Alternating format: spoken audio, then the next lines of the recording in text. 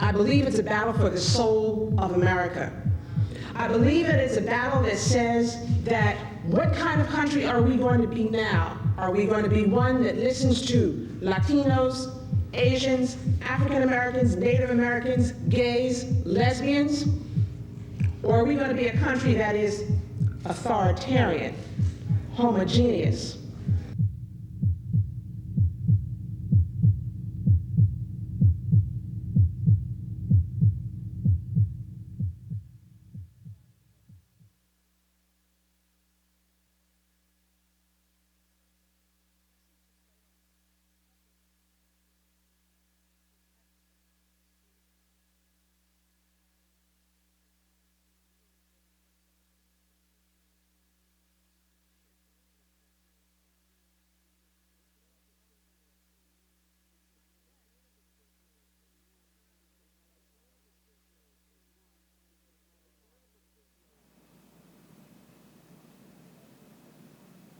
A political prisoner is one who, for the most part, is incarcerated because of his or her political beliefs and some type of action that is in opposition to the United States government.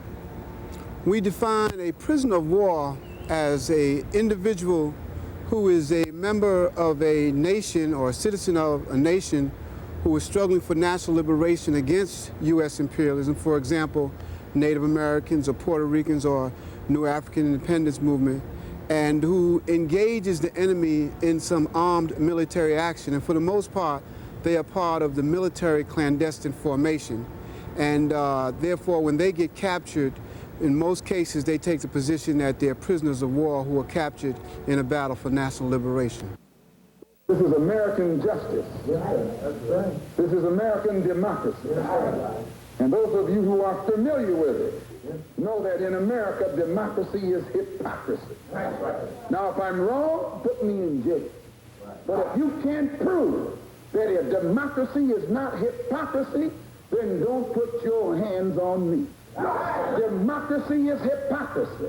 If democracy means freedom, why aren't our people free? If democracy means justice, why don't we have justice? If democracy means equality, why don't we have equality? Black people should understand that the New African Independence Movement is not new. The New Africa, the term New Africa is new, but the struggle for self-determination and the struggle for independence on these shores is a struggle as old as the slavery that of black people who've been brought here. We have to look at the history of the independence movement in Puerto Rico. Didn't begin with the capture of 11 Puerto Rican prisoners of war. It has a history from the moment that the United States invaded Puerto Rico 86 or 87 years ago. There has always been armed insurrection. What we are, the FALN, and all the other clandestine organizations today that operate both in the United States and in Puerto Rico, we are a trajectory of examples that are set before us. We have learned from history. So the fact that we've associated to try to stop the U.S. government from committing genocide against black people inside this country, against the nation of Puerto Rico, against the people of Central America, to the United States government, that's illegal, that's breaking the law. And yes, according to their laws, some of what we've done is illegal. However, some of the acts within that conspiracy are legal, protected by the U.S. Constitution. Faced by a people with a different beliefs and lifestyles, the Europeans who came to the Western Hemisphere have tried to defeat, confine, poison, starve, subjugate, evangelize, disperse, remove, relocate, re-educate, and finally, in a word, annihilate nations of people existing in the Western Hemisphere. Our history has been and continues to be one of militant resistance. We were once a people that were fully self-sufficient, living in harmony with the natural world. Today we are amongst the poorest in this country, with the highest unemployment, malnutrition, disease, infant mortality rates of any population group in this country. We continue to have our land stolen, our cultures threatened, and our basic human rights trampled upon. Yes, our history is one of militant resistance, and we pride ourselves today by following in the footsteps of our ancestors. As long as the United States government continues its policy of genocide against native nations, so too will we continue to resist.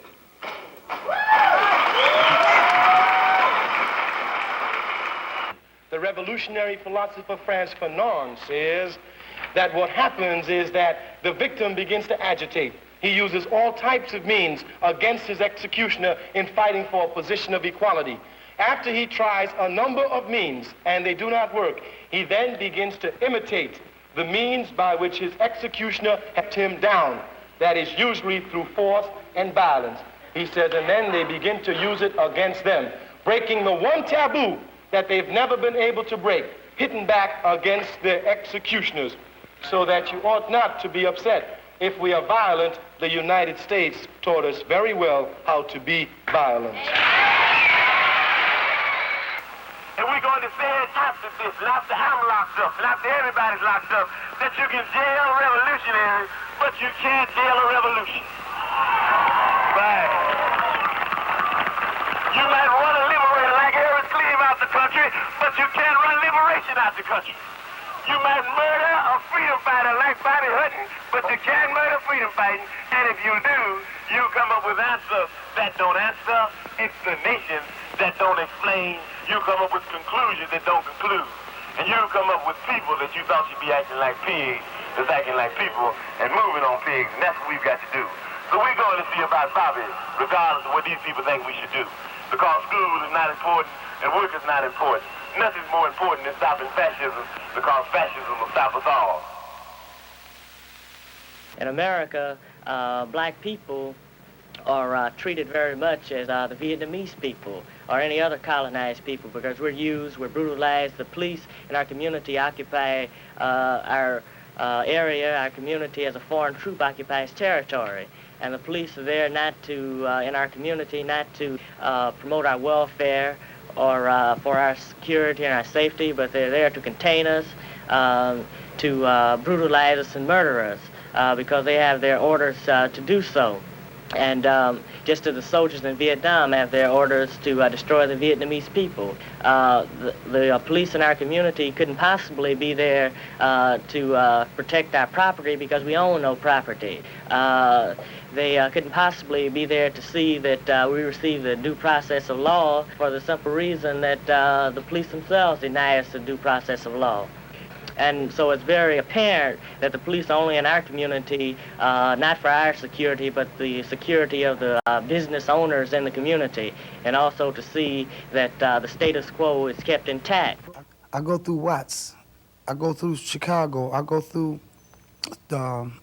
Harlem, and I see that the people in what's called the ghetto, the black communities or the colonies or whatever you want to call it, were treated almost exactly the way we just got through treating Viet Cong or Vietnamese people in Vietnam. So I begin to draw parallels that the police departments in these various situations in these cities were actually the same thing we were in Vietnam, occupying forces. They didn't live in the communities. They came from another area. They didn't know the inhabitants of that community. So, and they were exploiting, they were imprisoning, killing. The Black Panther Party, in my opinion, was the most profound black experience in this country, other than Marcus Garvey, Malcolm X, and Martin Luther King, right? Then comes the Black Panther Party. When we first started, we had a police alert patrol, and we would patrol the community. If we saw the police brutalizing anyone, we would put an end to this. Usually the police wouldn't brutalize anyone if we were on hand, because we were armed, and if the police arrested the individual, we'd follow him to the jail and bail the individual out, whether he was a Panther or not. And we would gain many recruits like this. So therefore the community started to say that, well, these people are really concerned about our welfare. Let's get into the inner workings and the meaning of this. Let's get into the inner workings and the meaning of a black revolution and why black people have a right to take what's theirs. You can read the platform and the program And it's a basic program, and it simply says exactly what black people have been crying for 400 years. One, we want freedom. We want power to determine the destiny of our own black communities. Two, we want full employment for our people. Three, we want decent housing fit for shelter of human beings. Four, we want an end to the robbery of the black community by the white racist businessman. Five, we want decent education that teaches us about the true nature of this racist, decadent system, and education that teaches us about our true history and our role in the society and the world today. Six, we want all black brothers to be exempt from military service. Seven,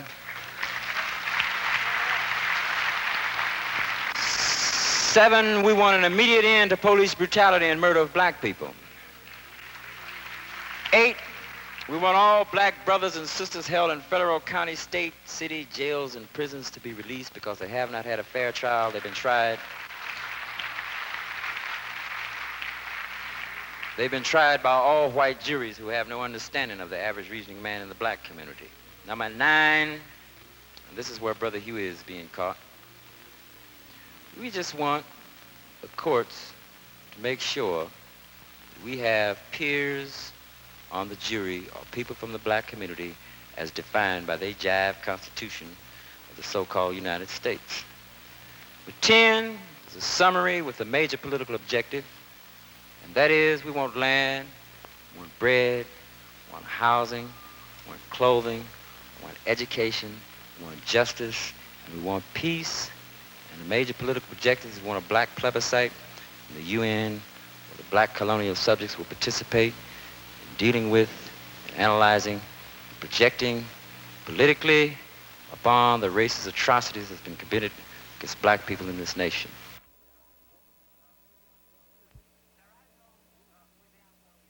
There are those within the independence movement that are good for protest.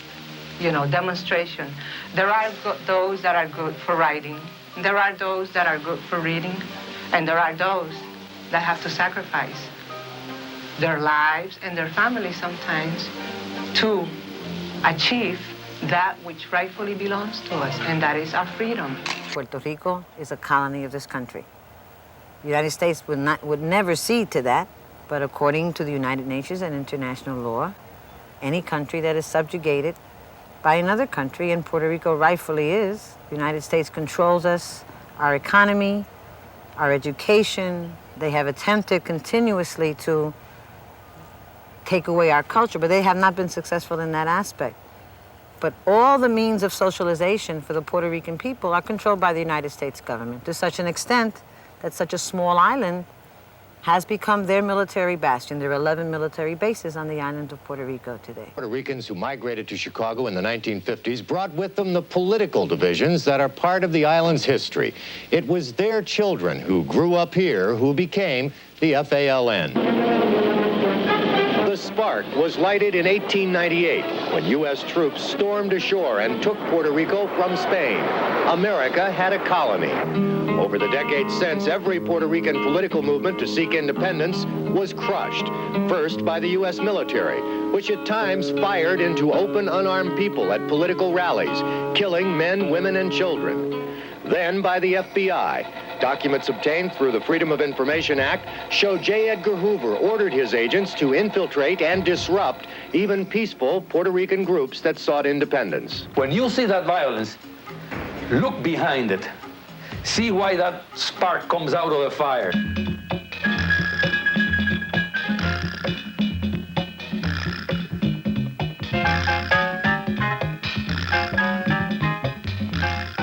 Started studying the history of Puerto Rican women within struggle. We can go back to 1898, when there were sisters, Lolita Rodriguez del Tio, Mariana Bracetti, who were involved in that struggle.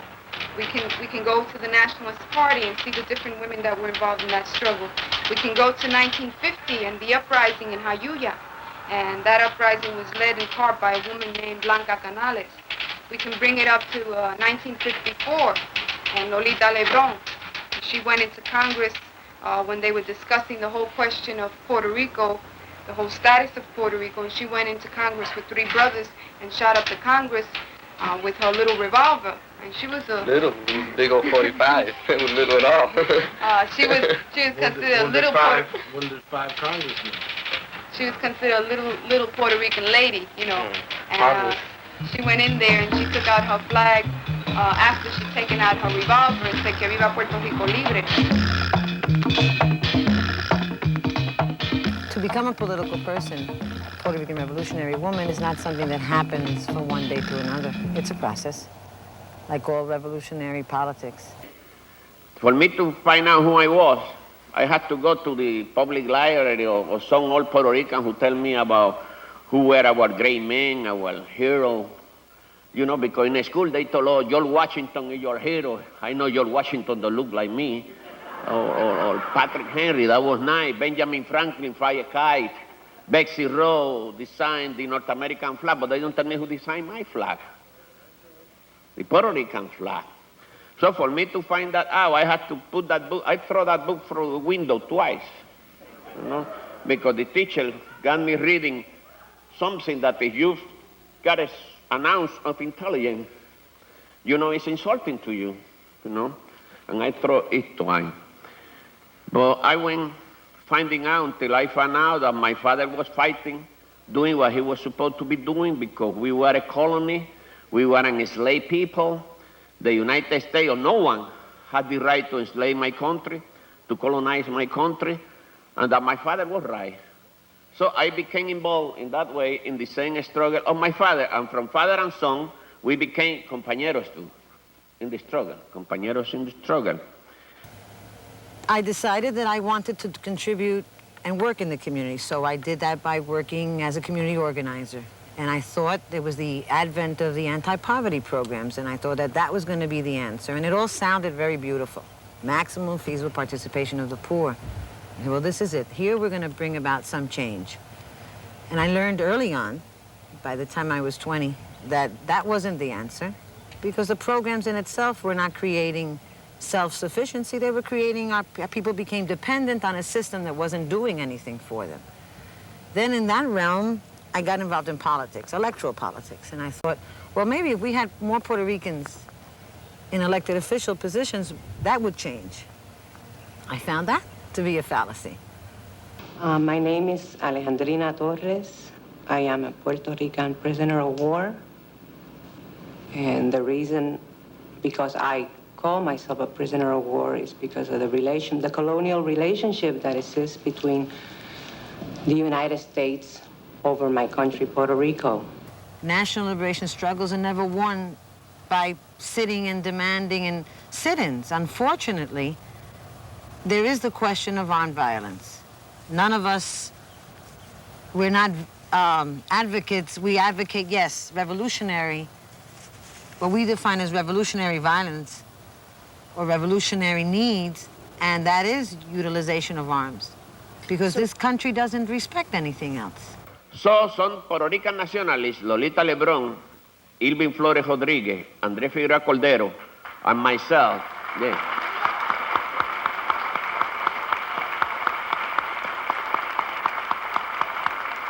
Yeah.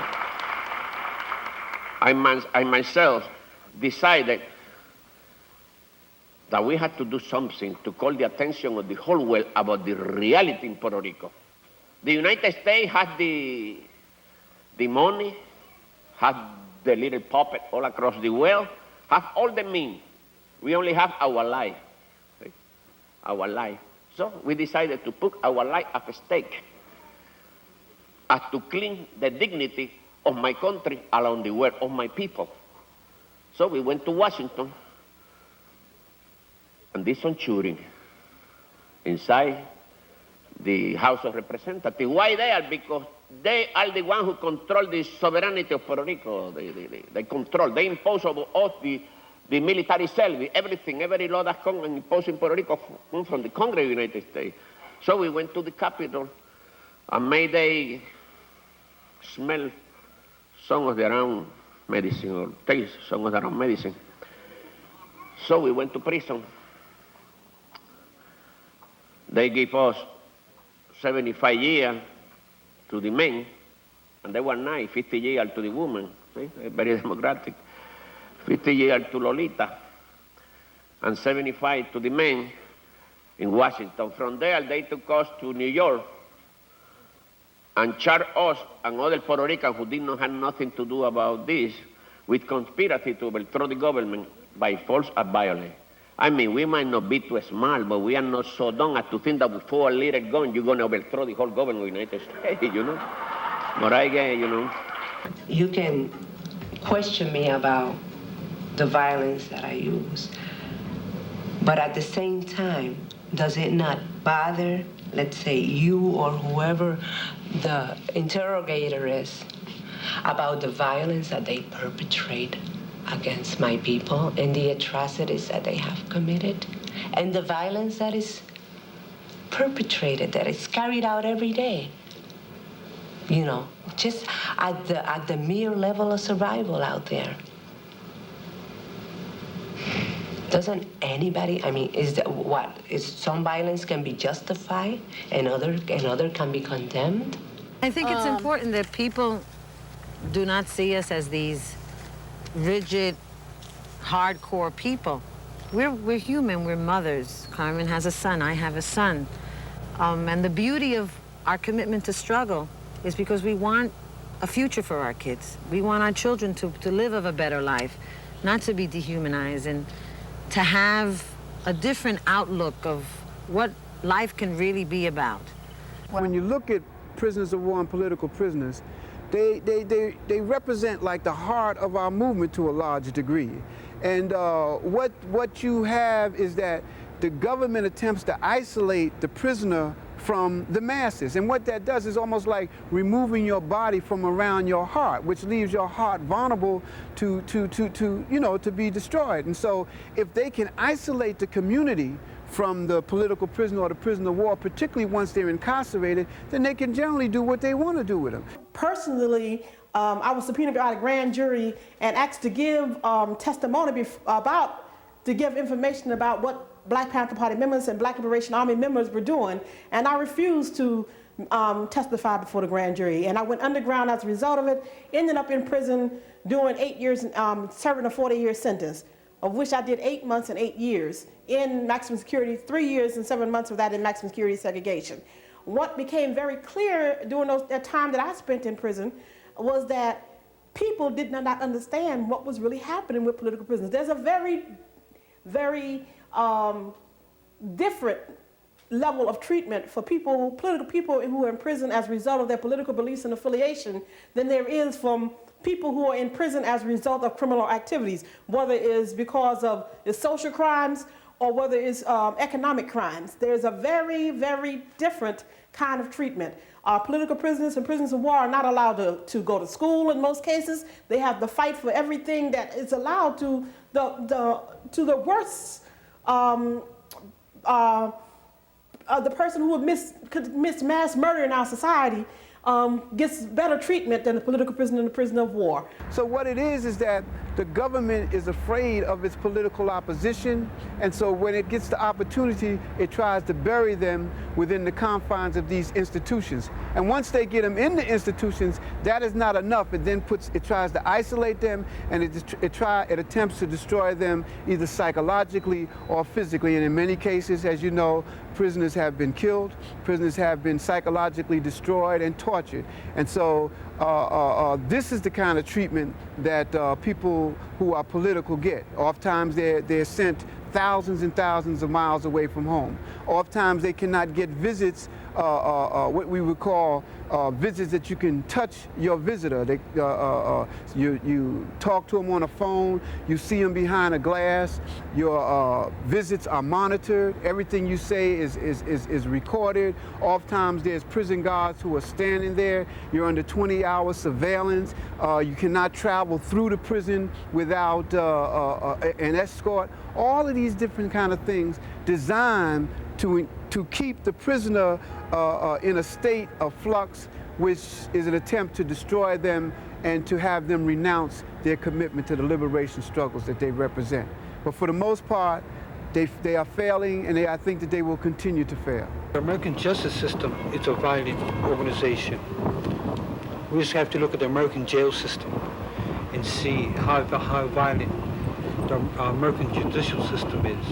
What the government is doing now is setting up prisons that are more and more repressive, trying to set up control units that are more and more repressive, where they create a situation where you have people living in a state of torture, 24-hour-a-day torture, with no recreation, no human contact, no fresh air, no contact with other human beings, that they do everything in their capability to try to remove that person from a normal human environment. And that it's not, I mean, it's not just imprisonment, it's imprisonment with a vengeance. And I think that we have to really struggle to close down all of these units that are really torture units. What really is important about all of it is that you never, never surrender. And I never will surrender. I will never concede my will to struggle. Our fighters and freedom fighters have been slain in the streets of Harlem and Brooklyn. Our people who stand up for our freedom has been railroaded to prison by the same legal system that tries to protect you today and that tried to kill you yesterday. So on behalf of my brothers in prison, on behalf of the Puerto Rican nationalistas who cannot sit up here, on behalf of the Native American political prisoners, and on behalf of the white American political prisoners, I say to you, brother, we love you and we will not give up the fight. We will not give up the fight. We will not give up the fight. We will not give up the fight. We will not give up the fight. We will not give up the fight. Amandla! Amandla!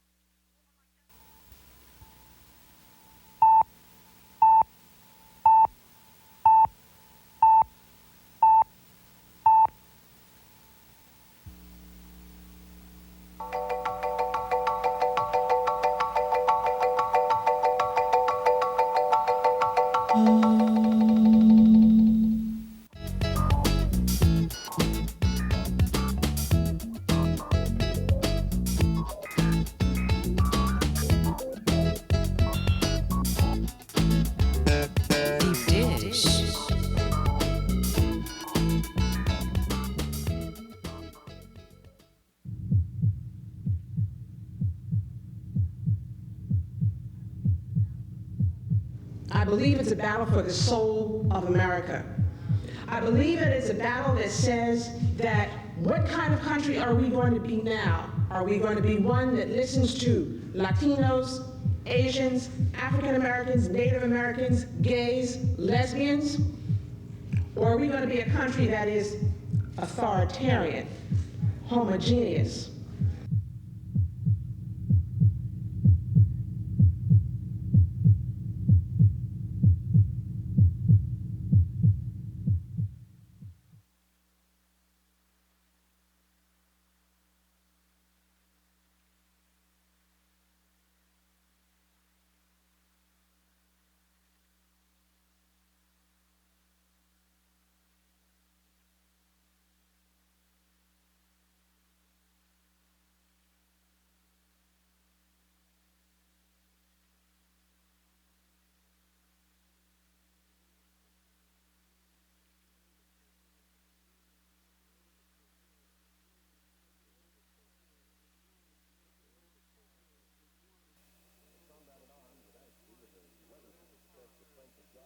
A political prisoner is one who, for the most part, is incarcerated because of his or her political beliefs and some type of action that is in opposition to the United States government.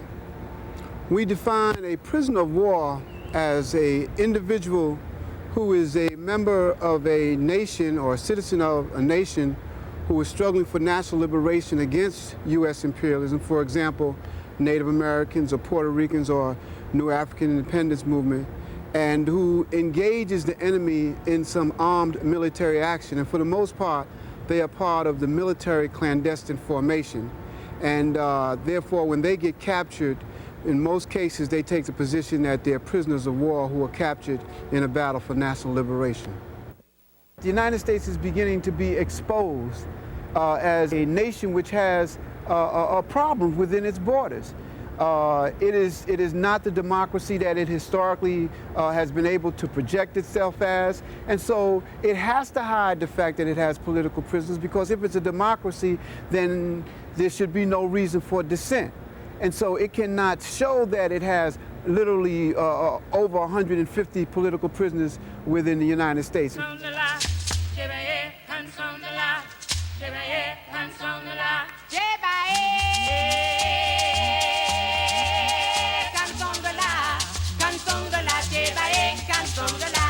But we think easily of Geronimo Pratt, who was in Northern California at the time, and murder committed was in Southern California. The FBI had him and other Panthers under surveillance. Now the FBI records have disappeared, so he has asked for the records that would demonstrate that they were bugging him in North Carolina at the time of the Northern California at the time of the murder.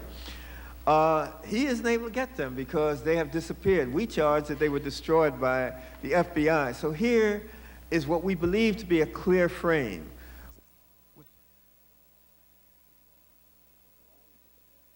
I'm a prisoner of war because of a secret war that was waged against the Black Liberation Movement in the 60s. Basically, grew out of a pre-dawn raid on the Black Panther Party headquarters in Los Angeles, California in 1969, December 8th. 4 days after a similar raid was made against Panthers in Chicago, and as you know, resulted in the death of Fred Hampton and Lamar Clark. Out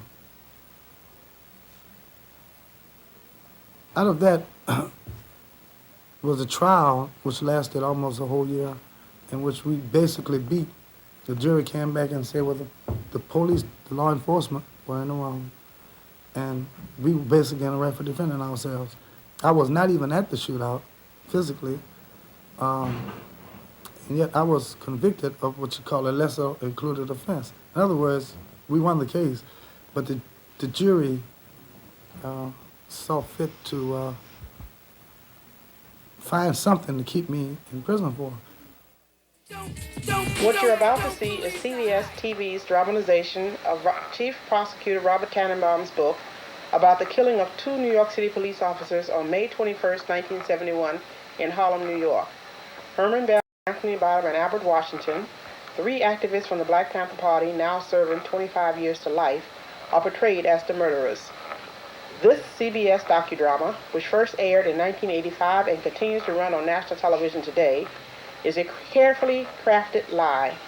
The truth is that the New York 3 were wrongly convicted in a rigged trial, and that government agencies are the real thugs and criminals. Sector 394, this is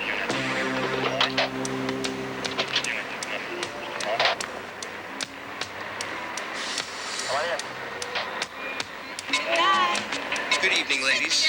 Look, that man was going off, and it's our duty to take him in. It's not right. During the course of the trial, attorneys had made motion to bring up the issues of COINTELPRO, and the judge denied it. He said, in effect, that we did not have any proof that we were victims of COINTELPRO. The truth of the matter is that we did not have the proof. The DA had all the proof. Should the trial be reopened, Mr. Scott, would you testify that you, in fact, buried the gun? Yes. Knowing that your freedom might be in jeopardy? Yes. Why? Because I want to tell the truth. think there's a need that the truth needs to be known with these three people. With me, I think I just need the satisfaction that I know that I told the truth. And for that, you'd be willing to serve time if necessary? Yes. I consider myself a political prisoner. I still believe in the power of the people, okay? And with that power, right, we could be out of prison in 18 months. If we don't get support from people in the streets, then I'll be 55 or 56 years before I go to the parole board. I'll just be in here rotting away, and as will my two co-defendants.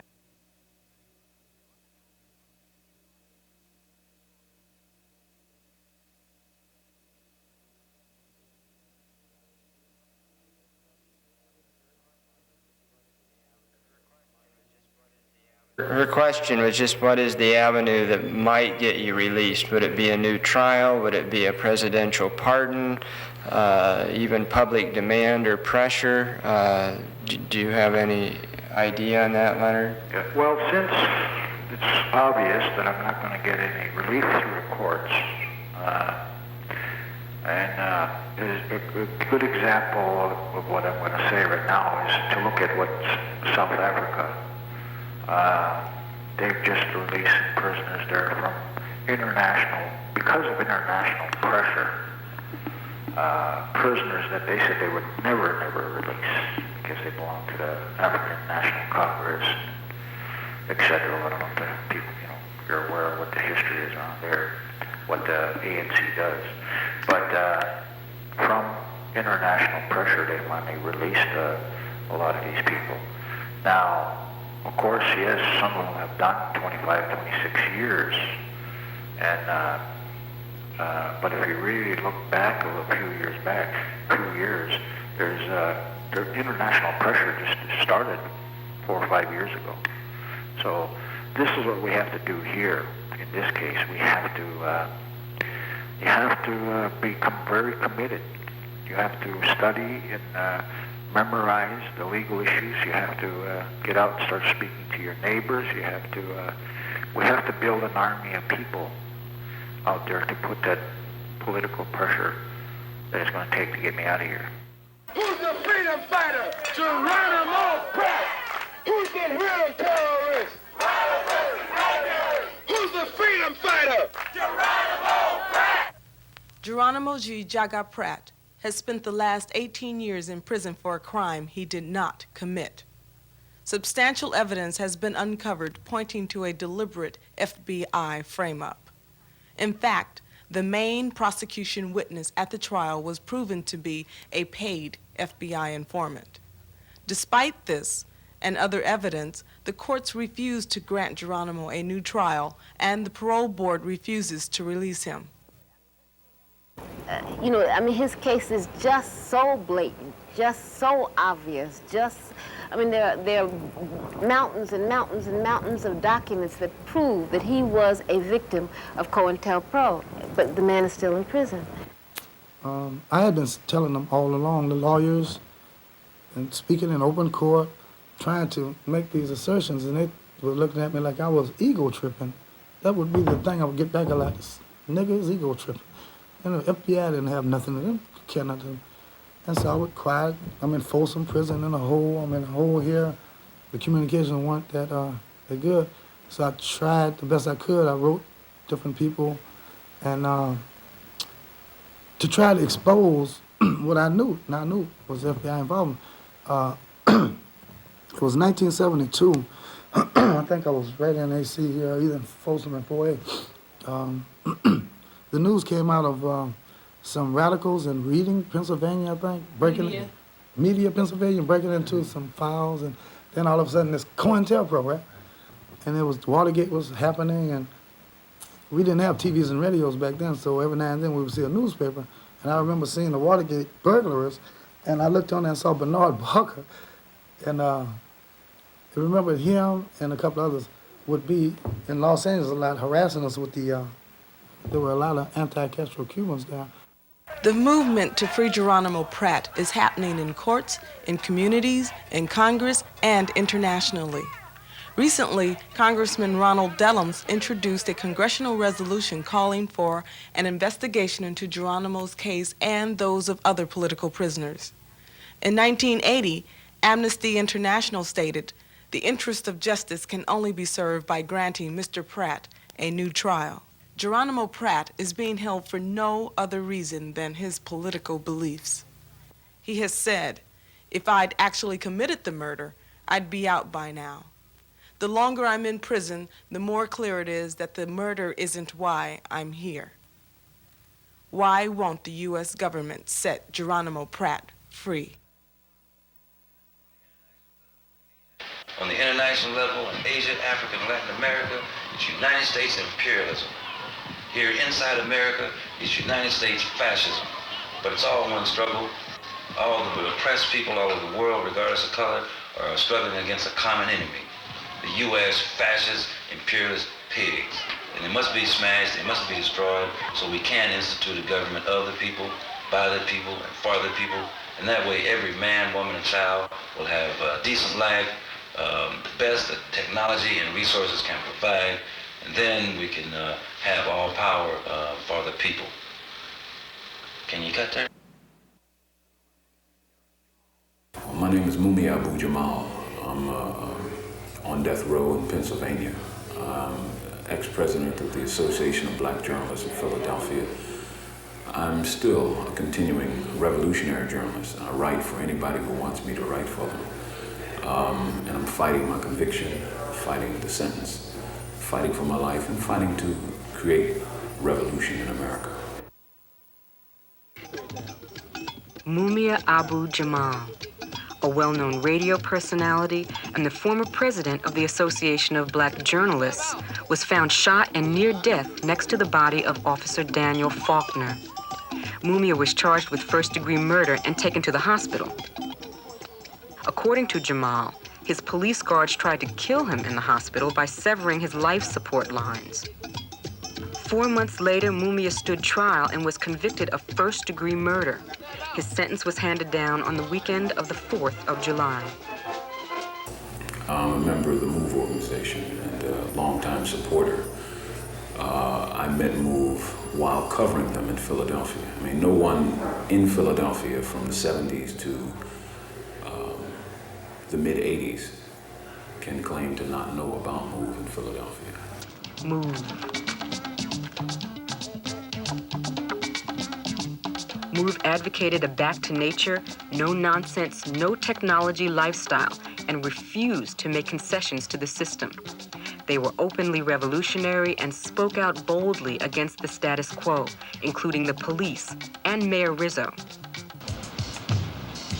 Every time a MOVE member leaves headquarters, he's followed by these persecuting ass cops. What we say is, we want an end to this persecution. We want an end to this hypocrisy of calling this the land of the free, home of the brave, while you're steady beating up, clubbing people, steady trapping people in the ground.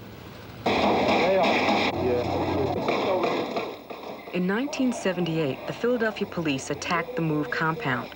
As gunfire erupted, Officer James Ramp was killed.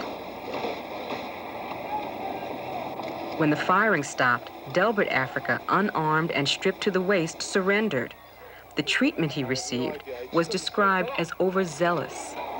He's hitting him, hitting him on the head. He's kicking him on the head.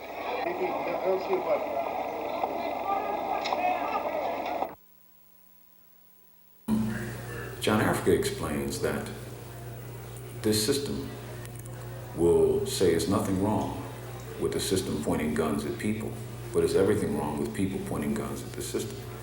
That implicit within that is that no one can defend themselves, but that the system can liquidate people willy-nilly with no one saying a word. And they can. They've done it on May 13th, 1985. You've got more people liquidated on May 13th, 1985 by the state, but you've got no one convicted of murder, no one convicted of mass murder, no one convicted of providing instruments of crime. You've got no one convicted except Ramona Africa for survival, because survival is a crime. What we have out there is war. And I knew from the very beginning that once we made that decision to go in there, it would in fact be war. When a black man confronts a policeman, he's not supposed to survive. He's not supposed to walk away from that confrontation. But first, the big story in Action News is the sentence of death for convicted cop killer Mumia Abu Jamal. Action News reporter Vernon Odom was in the courtroom when the jury made its recommendation. It took the jury of 10 whites, 2 blacks, just over 3.5 hours today to make their decision. It was death. Abu Jamal's life for Officer Dan Faulkner's. There were no emotional outbursts in the courtroom. Later, Abu Jamal shouted MOVE slogans as he was led away. I was attacked. I was shot. I was charged with murder. I was attempted to be killed in a hospital in Center City, Philadelphia. But I'm still here. You know, I was shot, I was beaten, I was pulled through a railroading of a trial, sentenced to death. But, you know, I'm not crying, I'm not complaining, I'm continuing to fight the system. The case of Mumia Abu Jamal is a case where the government is trying to kill a revolutionary, trying to literally take his life and put him into the electric chair. And we cannot allow that to happen. We cannot allow that to happen because it's the case of a human being's life, a human being who has struggled, who has dedicated his life to the liberation of his people. But also we cannot allow that to happen because it will set a precedent. And if we do not struggle tooth and nail to keep the state from killing him, then we are allowing a situation to happen where the government can accuse any of us of any crime and put us to death without any mass movement, without even having to take into consideration that there will be hell to pay if you try to kill our revolutionaries. And I think that's really important, because if we allow the government to kill him, we will be sentencing so many of our youth to death. I'm here because I survived. You know? I'm here because I continue to exist and resist this system. You know, there ain't no illusion. No illusion. The question that should be asked, perhaps, if Mumia Jamal died and Officer Faulkner was alive, would he be here?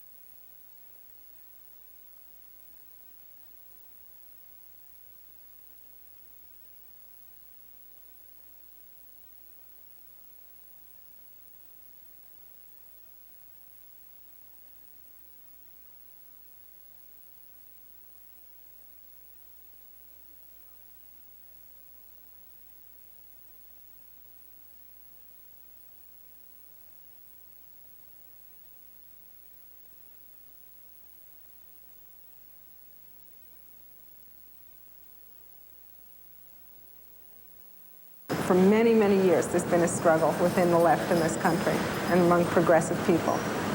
What do you do when your government has stepped outside the bounds of human decency and international law?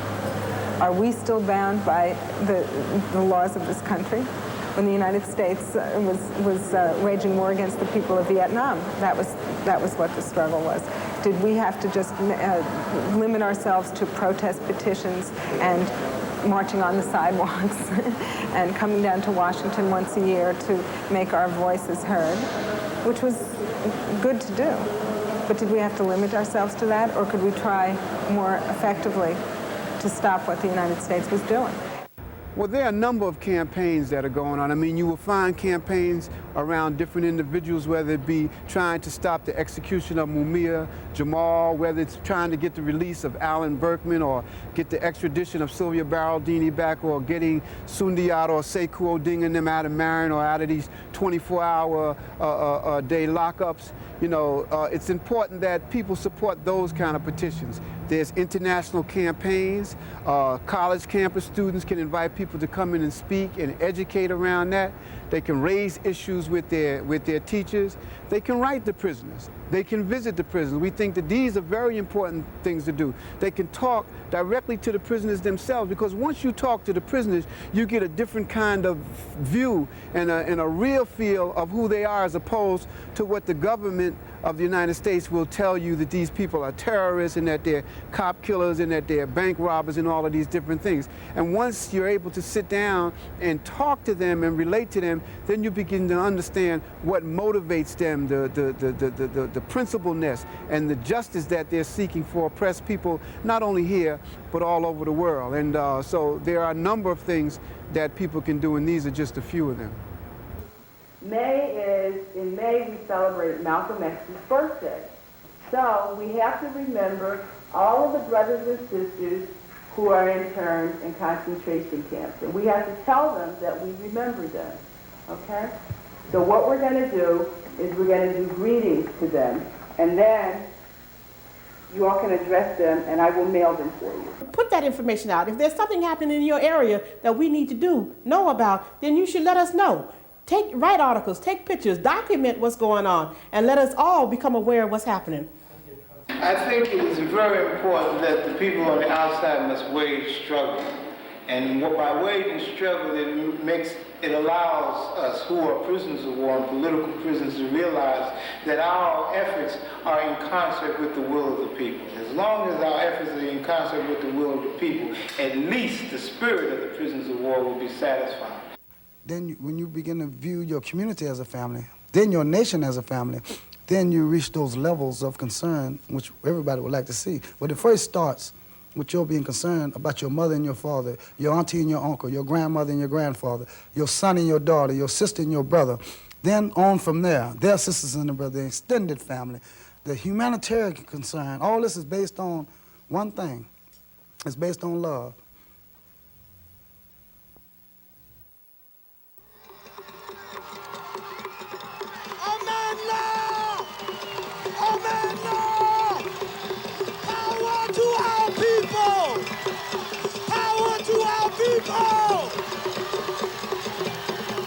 Brother, comrade Nelson Mandela, the political prisoners of the United States, especially African American political prisoners, have written this brief statement to you and has asked me, as one of their former comrades in prison, to present it to you. There is a common thread and a common humanity that we all share.